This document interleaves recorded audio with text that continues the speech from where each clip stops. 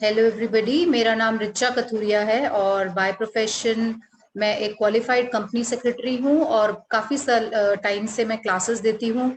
आज मुझे लगा कि जो स्टूडेंट्स 11th क्लास में आए हैं उनके लिए मैं एक टॉपिक पे कुछ इंफॉर्मेशन शेयर करती हूँ जो कि है बेसिक ऑफ अकाउंटिंग। मतलब आपको ये चीज़ें पता होनी ही चाहिए। अगर आपको ये चीज़ें पता नहीं है तो आपको हमेशा बहुत सारी चीज़ों में, अकाउंट्स में समझने में प्रॉब्लम आएगी ही आएगी। अगर आप 12th में हैं और अभी तक आपको ये चीजें क्लियर नहीं है तो डेफिनेटली बहुत सारे जो 12th में आपके चैप्टर्स हैं उनमें आपको प्रॉब्लम आएगी ही आएगी। तो मुझे लगा चलिए आज हम इसके ऊपर ही डिस्कशन करते हैं and I am very sure about it कि अगर आपको ये सब चीजें नहीं आती हैं तो यू शुड नो। अगर आप चाहते हैं आपके अकाउंट्स में कॉन्सेप्ट्स हमेशा क्लियर हो, आपको पता हो आप क्या कर रहे हैं, तो आपको ये बेसिक चीज, बेसिक बैलेंस शीट का फॉर्मेट पता होना चाहिए। हालांकि अब हम बैलेंस शीट डिफरेंट फॉर्मेट में बनाते हैं but this is the basic which everybody should know. तो ये मैं क्या बना रही हूँ, ये मैं एक बैलेंस शीट का फॉर्मेट बना रही हूँ और इसी से हमें काफी सारी चीजें समझ में आती हैं। आप बोर्ड पे देख सकते हैं। तो बैलेंस शीट में हम डेबिट और क्रेडिट नहीं लिखते हैं। बैलेंस शीट बेसिकली है कि अगर आप 11th के स्टूडेंट है तो आपको कुछ भी नहीं पता है कि बैलेंस शीट क्या होती है, तो आप ये मान लीजिए बैलेंस शीट जो होती है वो किसी भी कंपनी की बैलेंस शीट उसकी फाइनेंशियल परफॉर्मेंस को दिखाती है, या फाइनेंशियल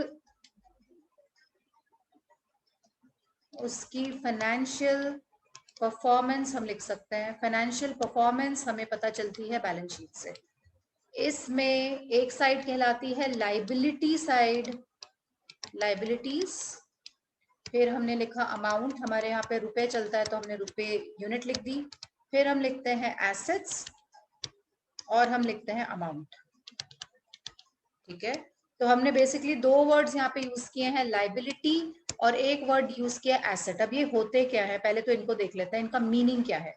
तो लाइबिलिटी का मतलब होता है, हम हिंदी में भी बोलते हैं ना, ये चीज हमारी लाइबिलिटी है। लाइबिलिटी मतलब वो अमाउंट जो मुझे पे करनी है। तो amount which is to be paid, जो हमें पे करनी है वो हमारी लाइबिलिटी है। और एसेट्स का मतलब क्या होता है, एसेट्स यानी कि वो चीजें जिनको यूज करके हम अपना बिजनेस क्रिएट करते हैं। मैं कहती हूँ मेरे पास एसेट्स है, लैंड, मशीन, कैश, व्हाटएवर। तो एसेट्स क्या होती है, थिंग्स या properties which are used to create income. Okay, तो ये तो बेसिक हो गया, लाइबिलिटी का मतलब क्या होता है और एसेट्स का मतलब क्या होता है। अब हम दोबारा ऊपर अपने फॉर्मेट में चले जाते हैं। लाइबिलिटी साइड में बेसिकली हमारी चार चीजें आती हैं। एक कहलाती है शेयर कैपिटल, या शेयर या कैपिटल, आप कुछ भी कह सकते हैं इसको। दूसरी चीज आती है रिजर्व्स एंड सरप्लस। प्लीज आप इसे ध्यान से समझिएगा, आपको कभी भी प्रॉब्लम नहीं आएगी अगर आपको ये बेसिक पता है तो। एक आता है हमारा लॉन्ग टर्म लाइबिलिटी, एक आती है हमारी करंट लाइबिलिटी। तो मोटा मोटा ये चार चीजें इस तरफ आती हैं। जैसे मैंने आपको बताया, अब हमारा बैलेंस शीट का फॉर्मेट चेंज हो गया है, ये बहुत बेसिक फॉर्मेट है और बिलीव मी, ये फॉर्मेट अगर हमें पता है ना तो हमें कभी भी बेसिक्स में प्रॉब्लम ही नहीं होगी। एसेट साइड में फिक्स्ड एसेट्स आती हैं, करंट एसेट्स आती हैं। ओके, और क्या आता है, और आता है फिक्टिशियस एसेट, फिक्टिशियस एसेट्स आती हैं। ये इस तरफ का टोटल हो गया। दोनों साइड का जो टोटल है वो इक्वल होता है, जितना इधर का टोटल होगा उतना ही इधर का टोटल होगा। तो ये एक बेसिक बात हो गई। अब हम इनको एक एक करके समझते हैं। सबसे पहले हम लेते हैं शेयर कैपिटल। तो नीचे आ जाते हैं, लाइबिलिटी साइड में सबसे पहले हमने क्या लिया है, शेयर कैपिटल। शेयर कैपिटल का मतलब होता है, या कैपिटल का मतलब होता है वो अमाउंट जो हमने बिजनेस में इन्वेस्ट करी है। मान लीजिए ये दो पार्टनर्स हैं ए और बी। ए ने लगाए बिजनेस में 10 लाख रुपीज, बी ने भी लगाए 10 लाख रुपीज। इनके बिजनेस में आ गए 20 लाख रुपीज। 20 लाख रुपीज इनकी कैपिटल हो गई। तो कैपिटल का मतलब क्या हो गया, amount invested in the business. जो भी अमाउंट हमने बिजनेस में इन्वेस्ट करी है वो हमारी कैपिटल है। अच्छा, एक क्वेश्चन फिर यहाँ पे हमारे दिमाग में आना चाहिए कि अभी हमने लाइबिलिटीज में बोला था कि लाइबिलिटी का मतलब होता है वो अमाउंट जो हमें बाहर वालों को पे करनी है। क्या हमें कैपिटल बाहर वालों को पे करनी है? जवाब है नहीं, कैपिटल तो हमें किसी को पे ही नहीं करनी। तो फिर ये क्यों आती है लायबिलिटी साइड में? ये इसीलिए लायबिलिटी साइड में आती है क्योंकि हम अज्यूम करते हैं, we assume that both A and B यानी कि partners are different and their business is different. मतलब हम इनको डिफरेंट एंटिटीज ट्रीट करते हैं, बिजनेस अलग है और जो पार्टनर्स हैं वो अलग है। ये किस किस कारण से हम इनको डिफरेंट ट्रीट करते हैं? हम इनको डिफरेंट ट्रीट करते हैं कॉन्सेप्ट की वजह से, जो कि आप पढ़ेंगे, जिसे कहते हैं कॉन्सेप्ट ऑफ सेपरेट एंटिटी या कॉन्सेप्ट ऑफ बिजनेस एंटिटी। इस कॉन्सेप्ट की वजह से हम इनको डिफरेंट ट्रीट करते हैं। इसलिए हम मानते हैं कि ए ने बिजनेस को उधार दिया है, बी ने बिजनेस को उधार दिया है और ये वो अमाउंट है जो बिजनेस को वापस करनी है, इसीलिए शेयर कैपिटल लायबिलिटी साइड में आती है। तो दोबारा से अपन अपने फॉर्मेट पर चलते हैं। तो शेयर कैपिटल, अच्छा शेयर कैपिटल में हम क्या करते हैं? हम एक तो अपनी ड्रॉइंग माइनस करते हैं और जो भी हमने प्रॉफिट कमाया होता है उससे हमारी कैपिटल बढ़ेगी तो वो हम उसको प्लस कर लेते हैं। यानी कैपिटल में हमने प्रॉफिट प्लस करना है, जो भी हमने कमाया है ड्रॉइंग माइनस करनी है। ड्रॉइंग का मतलब क्या होता है? नीचे आ जाते हैं। तो ड्रॉइंग का मतलब होता है, drawing is amount withdrawn bye partners, amount withdrawn bye partners for their personal use. उन्होंने अपने पर्सनल यूज के लिए जो पैसा बिजनेस से निकाला है वो ऑब्वियसली उनकी कैपिटल को कम कर देगा, इसलिए हमने उसको कैपिटल में से माइनस कर दिया। ये हो गया हमारा शेयर कैपिटल। सेकंड हम देख रहे हैं रिजर्व्स एंड सरप्लस। तो हम यहाँ पे देख लेते हैं सेकंड चीज, रिजर्व एंड सरप्लस। ये क्या होता है? रिजर्व एंड सरप्लस का मतलब होता है जब हमने नेट प्रॉफिट कमाया, हमने प्रॉफिट कमाया, उसमें से अगर हम कुछ पैसा अलग कर देते हैं तो ये प्रॉफिट का पार्ट है, it is part of profit. ठीक है, हमने अपने प्रॉफिट में से, मान लीजिए फॉर एग्जांपल मैंने 100 रुपए अर्न किए, मैंने उसमें से 20 रुपए एक पर्टिकुलर पर्पस के लिए अलग कर लिए। मान लीजिए कि मैंने अपनी एसेट को रिप्लेस करने के लिए अलग कर दिया, तो मैंने एक रिजर्व बना दिया, एसेट रिप्लेसमेंट रिजर्व। या मैंने जनरली 80 रुपीज अलग कर लिए कि कल को मुझे कोई भी जरूरत पड़ेगी तो मैं यहां से निकाल दूंगी, इसे हम कह सकते हैं जनरल रिजर्व। ठीक है, ये हमारे रिजर्व एंड सरप्लस जो है वो हमारे एक सेकेंड, थोड़ा सा गड़बड़ हो गया, 1 मिनट जस्ट। हाँ, तो ये जो रिजर्व एंड सरप्लस है ये हमारे प्रॉफिट का पार्ट है। एक बात मैं आपको और बताना चाहती हूँ, सरप्लस के अंदर आता है प्रॉफिट। ठीक है, अगर हमने प्रॉफिट की जगह लॉस अर्न किया है, मतलब ड्यूरिंग साल के एंड में हमारे को लॉस हुआ है, वो हम इस तरफ नहीं दिखाते हैं क्योंकि हम माइनस में तो कोई अमाउंट नहीं दिखा सकते ना, तो अपन उसको यहाँ पे दिखा देते हैं फिक्टिशियस एसेट में। यहाँ पे उस लॉस को डाल देते हैं, उसे लिख देते हैं profit and loss debit balance. Debit balance यानी कि लॉस, अगर होगा प्रॉफिट एंड लॉस का क्रेडिट बैलेंस वो प्रॉफिट हो जाएगा, वो यही आ जाएगा। ठीक है, अगर प्रॉफिट एंड लॉस का डेबिट बैलेंस है वो कहलाएगा fictitious asset. Fictitious asset basically वो चीजें होती है जो एसेट ही नहीं है पर हम उनको कहीं और नहीं दिखा सकते हैं, जैसे ये है प्रॉफिट एंड लॉस का डेबिट बैलेंस मतलब लॉस। अब लॉस को अपन कहाँ दिखाएंगे? तो अपन क्या करते हैं, लॉस को इधर इस कैटेगरी में डाल देते हैं फिक्टिशियस एसेट में। तो फिक्टिशियस एसेट्स क्या हो गई? They are actually not assets, they are actually not assets. और मैं आपको इसीलिए यहाँ पर अभी इसीलिए समझा रही हूँ क्योंकि ये रिजर्व एंड सरप्लस से रिलेटेड एक बात हो गई कि अगर सरप्लस है, प्रॉफिट है, तो आप उसे रिजर्व एंड सरप्लस में दिखाइए, अगर लॉस है तो आप उसे ऑपोजिट साइड यानी कि एसेट साइड में फिक्टिशियस एसेट में दिखा दीजिए। और ये फिक्टिशियस एसेट्स में और भी कुछ चीजें आती हैं जो कि अभी मैं आपको बताऊंगी।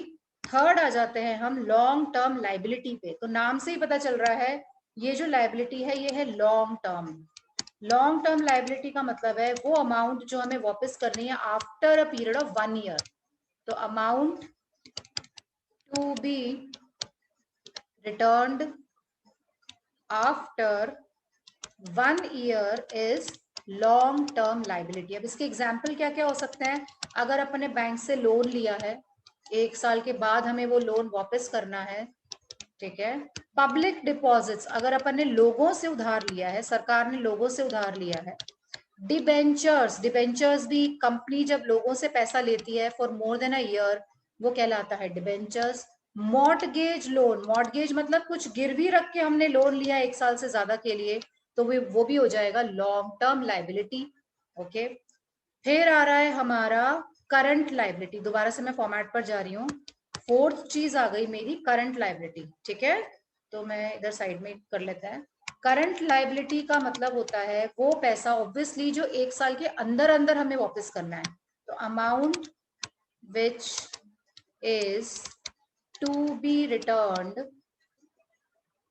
After, not sorry after, sorry, before 1 year या within a span of 1 year. 1 साल के अंदर अंदर जो हमें वापस करना है, विद इन 1 ईयर जो हमें वापस करना है, वो हो गए करंट लाइबिलिटी। अब इसके एग्जाम्पल क्या क्या हो सकते हैं? इसके एग्जाम्पल हो सकते हैं क्रेडिटर्स। क्रेडिटर्स मतलब जिनसे हमने उधारी में सामान खरीदा है, यानी कि गुड्स परचेज्ड ऑन क्रेडिट, ठीक है। सॉरी स्पेलिंग गलत हो गई है। गुड्स परचेज्ड ऑन क्रेडिट, हमने उधारी पे सामान खरीदा है। अगर हमने क्रेडिटर्स को लिख के दे दिया कि भाई हम आपको 2 महीने 3 महीने बाद वापस कर देंगे, उसे कहते हैं बिल पेबल। एक ऐसा बिल जो मुझे पे करना है, वो भी करंट लायबिलिटी है। और क्या आता है करंट लायबिलिटी में? और आता है आउटस्टैंडिंग एक्सपेंस। ये भी मैं आपको बता देती हूँ क्या होता है। एक आता है अनअर्न्ड इनकम, ये भी अभी हम डिस्कस कर लेते हैं इसका मीनिंग क्या है, ठीक है। Outstanding expense, unearned income, creditor, bill payable. तो जो भी ऐसी है शॉर्ट टर्म लोन, हमने कुछ शॉर्ट टर्म के लिए लोन लिया है जो हमें 1 साल के अंदर अंदर वापस करना है, ये सब आ गए आपके करंट लाइबिलिटी में, ठीक है। तो ये वर्ड मुझे आपको एक्सप्लेन करना है। आउटस्टैंडिंग एक्सपेंस क्या होता है, अनअर्न्ड इनकम क्या होता है, इनको अभी हम एक्सप्लेन करते हैं। एक बार एसेट साइड पर चले जाते हैं। और एसेट्स में हमने कौन कौन सी एसेट्स लिखी है? Fixed asset and current asset. तो यहाँ पे अपन देख लेते हैं। फिक्स्ड एसेट का मतलब वो एसेट्स जो हमें बेनिफिट देंगी 1 साल से ज्यादा के लिए। तो assets which give benefit for more than a year are called as fixed assets. Example क्या हो सकते हैं? प्लांट एंड मशीनरी, जो आपको 1 साल से ज्यादा के लिए ऑब्वियसली बेनिफिट देगी। लैंड, जमीन, फैक्ट्री, और क्या आ सकता है इसके अंदर? और आ सकता है प्रीमाइसिस। प्रीमाइसिस मतलब जिस जगह आप काम कर रहे हैं वो कहलाता है प्रीमाइसिस, एक्सेट्रा, ठीक है। फर्नीचर आ जाएगा इसमें, और भी बहुत सारी एसेट्स आ सकती हैं। अब आ रहे हैं हम करंट एसेट्स पर। करंट एसेट्स वो हैं जो हमें within a year benefit दे देंगी। तो these assets give benefit within a year. इसमें हम क्या लिख रहे हैं? प्रीपेड एक्सपेंस, ये टर्म अभी मैं आपको समझाने वाली हूँ। एक्रूड इनकम, ये भी अभी मैं आपको समझाने वाली हूँ। कैश जो आपके पास है, बैंक बैलेंस जो भी आपके पास है, स्टॉक जो भी आपके पास स्टॉक है, ये कौन सा स्टॉक है? क्लोजिंग स्टॉक, जो साल के एंड में आपके पास स्टॉक पड़ा हुआ है जिसे आप बेच के पैसे कमा सकते हैं। बिल रिसीवेबल, मुझे किसी से पैसा रिसीव करना है, अभी मुझे मिला नहीं है। बिल पेबल करंट लायबिलिटी, हमें पे करना है। और bill receivable current asset. Similarly debtor current asset है। डेटर मतलब उधारी में मैंने सामान बेचा है, sorry goods sold on credit. Creditor क्या थे? जिनसे हमने उधारी में सामान खरीदा था, लाइबिलिटी। और डेटर क्या है? जिनको हमने सामान बेचा है उधारी में। अब ये 4 टर्म्स मैं आपको बता रही हूँ। प्रीपेड, ये 2 टर्म्स इधर आए हैं, 2 टर्म्स उधर आए थे। ये वाले दो, तो चलिए इनको समझ लेते हैं, इनको ध्यान से समझिएगा, ये आपको बहुत सारी जगह पे काम आने वाले हैं। तो पहला टर्म है आउटस्टैंडिंग एक्सपेंस, ठीक है। ये क्या है? Current liability. आउटस्टैंडिंग एक्सपेंस का मतलब होता है expense due but not paid. एक खर्चा जो मुझे पे करना था मैंने नहीं किया, रेंट पे करना था नहीं किया, स्कूल फीस, ट्यूशन फीस, कुछ भी जो मुझे देनी थी मैंने नहीं दी है, that is termed as outstanding expense. क्योंकि मुझे देना है तो obviously within a year ही मुझे पे करना होगा, इसीलिए कौन सी लाइबिलिटी है? Current liability. दूसरी करंट लाइबिलिटी में अपन ने क्या क्या लिखा था? इसके अंदर अपन ने लिखा था अनअर्न्ड इनकम। तो ऊपर वाली चीज एक्सपेंस थी, ये इनकम है। अनअर्न्ड इनकम को इनकम रिसीव्ड इन एडवांस भी बोलते हैं, इनकम रिसीव्ड इन एडवांस, यानी कि बिना काम किए पैसा मिल गया, यानी कि income received without working for it. अभी हमने काम नहीं किया, हमें पैसा मिल गया, ऑब्वियसली अभी हमें काम करना है, तो ये हमारे लिए करंट लाइबिलिटी होगी। जैसे मान लीजिए अगर मैं किसी फैमिली डॉक्टर हूँ, उन्होंने मुझे बोला आप अभी से ही फीस ले लो, एक लमसम अमाउंट ले लो और आप अपनी फीस इसमें एडजस्ट करते रहना, तो वो लाइबिलिटी हो गई करंट लाइबिलिटी। अब थर्ड आ रहा है हमारा, जैसे ये था आउटस्टैंडिंग एक्सपेंस, ऐसे एक एक्सपेंस आ रहा है अगेन, प्रीपेड एक्सपेंस। ये है करंट एसेट। करंट लाइबिलिटी का ऑपोजिट है, करंट लाइबिलिटी हमने पे मतलब आउटस्टैंडिंग एक्सपेंस हमने पे नहीं किए थे और ये एक्सपेंस हमने एडवांस में पे कर दिए, तो ये है एक्सपेंस पेड इन एडवांस, यानी कि आउटस्टैंडिंग का ऑपोजिट है ये। अब क्योंकि मुझे खर्चा आगे पे नहीं करना है, ये हो गया करंट एसेट। और ये जो हमने ऊपर इनकम लिखी थी अनअर्न्ड इनकम, उसका ऑपोजिट है एक्रूड इनकम, यानी कि income due but not received, ये है करंट एसेट।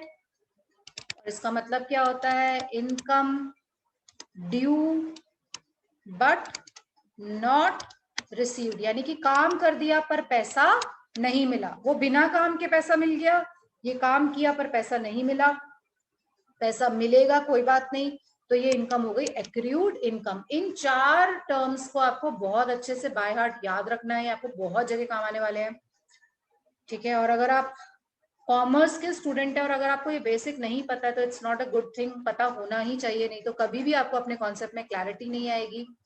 फिर आता है फिक्टिशियस एसेट। तो जैसे मैंने आपको बताया था ये एक्चुअली एसेट्स नहीं होती हैं, पर क्योंकि हमारे पास कोई जगह नहीं है इनको दिखाने की, इसलिए अपन इनको एसेट साइड, बैलेंस शीट की एसेट साइड में दिखा देते हैं। इसमें क्या क्या आता है, इनको नॉमिनल एसेट्स भी बोलते हैं, तो इधर लिख देते हैं अपन फिक्टिशियस एसेट। ये एक्चुअली एसेट्स नहीं होती, तो इनमें क्या क्या आता है? प्रॉफिट एंड लॉस का डेबिट बैलेंस, डेबिट बैलेंस मतलब लॉस, और प्रॉफिट एंड लॉस का क्रेडिट बैलेंस मतलब प्रॉफिट, वो आएगा रिजर्व एंड सरप्लस में। और क्या आ सकता है इसमें? इसमें आ सकता है एडवर्टाइजमेंट सस्पेंस, जिसे हम डिफर्ड रेवेन्यू एक्सपेंडिचर भी कहते हैं, डिफर्ड रेवेन्यू एक्सपेंडिचर, ठीक है। अच्छा, ये इसका मतलब क्या होता है? मान लीजिए हमने कोई ऐसा एक्सपेंस बियर किया है एडवर्टाइजमेंट पर, फॉर एग्जांपल मान लीजिए मैंने 10 लाख रुपए एडवर्टाइजमेंट पर लगा दिए आज, और मुझे लगता है 10 साल तक मुझे और एड पे खर्चा करने की जरूरत नहीं होगी, ठीक है। ये जो एक्सपेंस है 10 साल तक मुझे बेनिफिट देगा, तो मैं क्या करती हूँ 10 लाख डिवाइडेड बाय 10, 1 लाख। 1 लाख तो हर साल मैं अपना एक्सपेंस शो करूंगी बुक्स में, तो ये तो हो जाएगा मेरा एक्सपेंस हर साल। और ये जो बचा हुआ बैलेंस है 9 लाख, इसको मैं फिक्टिशियस एसेट में शो कर दूंगी, फिर अगले साल फिर 1 लाख शो करूंगी एक्सपेंस में और 8 लाख फिक्टिशियस एसेट में। इस तरीके से इसको बुक्स में दिखाया जाएगा। एक बात मैं और आपको बता देती हूँ, ये जो फिक्स्ड एसेट्स थी इसमें दो तरीके की एसेट्स आती हैं, टैंजिबल और इनटैंजिबल। तो फिक्स्ड एसेट्स में दो आ रही हैं, टैंजिबल एसेट्स और इनटैंजिबल एसेट्स। ये क्या होती है ये भी एक बार बता देते हैं। तो अपन ने जो यहाँ पर ये जो जितनी भी एसेट्स लिखी थी ना, ये थी टैंजिबल एसेट्स। टैंजिबल मतलब वो एसेट्स जिन्हें अपन टच कर सकते हैं, जिन्हें अपन टच कर सकते हैं, बेच सकते हैं, खरीद सकते हैं, ठीक है, ये हो गई टैंजिबल एसेट्स। तो इनटैंजिबल एसेट्स कौन सी होती हैं? इनटैंजिबल एसेट्स वो होती है जिन्हें अपन फील कर सकते हैं, विच कैन बी फेल्ट। उन्हें भी अपन सेल कर सकते हैं, परचेज कर सकते हैं, पर उन्हें सिर्फ महसूस किया जा सकता है। जैसे कि इनटैंजिबल एसेट्स के एग्जाम्पल क्या हो गए? गुडविल, फर्म की रेप्यूटेशन, अब इसे सिर्फ महसूस किया जा सकता है। और इसमें क्या आता है? इसमें आते हैं एक हमारा वर्ड पेटेंट, एक आता है कॉपीराइट, एक आता है ट्रेडमार्क। इन तीनों का मैं आपको मीनिंग बता देती हूँ। पेटेंट का मतलब होता है अगर हमने कोई नई टेक्नोलॉजी या कोई नया प्रोडक्ट इन्वेंट किया है और हमें लगता है कि उसे कोई कॉपी ना कर ले, तो हम उसको अपने नाम पर रजिस्टर करा देते हैं, वो कहलाता है पेटेंट, ठीक है। कॉपीराइट मतलब अगर अपन ने कोई आर्टिस्टिक काम किया है, आर्टिस्टिक वर्क, कोई बुक लिखी है, कोई सॉफ्टवेयर इन्वेंट किया है, ठीक है, कोई म्यूजिक कंपोज किया है, कोई म्यूजिक पीस को कंपोज किया है, कुछ भी ऐसा काम जो हमने किया है जो कि आर्टिस्टिक नेचर का है, हम उसे अपने नाम पे रजिस्टर करा लेते हैं, तो वो कहलाता है कॉपीराइट। जैसे अगर आप अपनी बुक्स उठा के देखेंगे ना, तो बुक्स के फ्रंट पेज पर जहाँ पे उसका इंडेक्स से पहले जहाँ पे ऑथर के बारे में होता है, वहां पे ऐसे दिखेगा आपको सर्कल में सी, इसका मतलब ये मटेरियल, ये बुक कॉपीराइटेड है, हम इसे बिना ऑथर की परमिशन के यूज नहीं कर सकते हैं। ट्रेडमार्क का मतलब होता है लोगो या सिंबल जिसको हम कॉपी नहीं कर सकते। जैसे मैकडॉनल्ड्स का एम है, अब मैं चाहे कितना ही बढ़िया बर्गर अपने घर में बनाती हूँ, पर मैं मैकडॉनल्ड्स के नाम से, मैकडॉनल्ड्स के लोगो से उसे नहीं बेच सकती हूँ। जैसे कि अपने को पता है बहुत सारे ब्रांड्स, ये अपने को पता है ये एक ब्रांड का सिंबल है, फिर बहुत सारे और ब्रांड्स के सिंबल या लोगो है, लोग उन ब्रांड से ही उसको खरीदते हैं, मतलब उस सिंबल से उसको खरीदते हैं, ये कहलाता है ट्रेडमार्क। और ये भी क्या है आपका? Intangible assets. तो एसेट्स में दोनों तरीके की एसेट्स आती हैं, टैंजिबल भी, इंटैंजिबल भी। ये जो मैंने आपको बेसिक फॉर्मेट बताया है ना, ये आप बाय हार्ट ध्यान रख लीजिएगा। और ऑनलाइन भी आप चाहे तो इस पैंडेमिक में ऑनलाइन भी आप क्लासेस ले सकते हैं। I will be more than happy to teach you online. मैं ऐसे ही बोर्ड पे ही पढ़ाती हूँ, तो आप पढ़ सकते हैं आराम से और अपने कॉन्सेप्ट्स क्लियर कर सकते हैं। एंड बिलीव मी, ये टाइम जल्दी ही खत्म हो जाएगा, तब तक हम अपना टाइम क्यों वेस्ट करें? तो हम लोग इस तरीके से पढ़ाई कर सकते हैं। I will be more than happy to help you. God bless you, all the best, bye.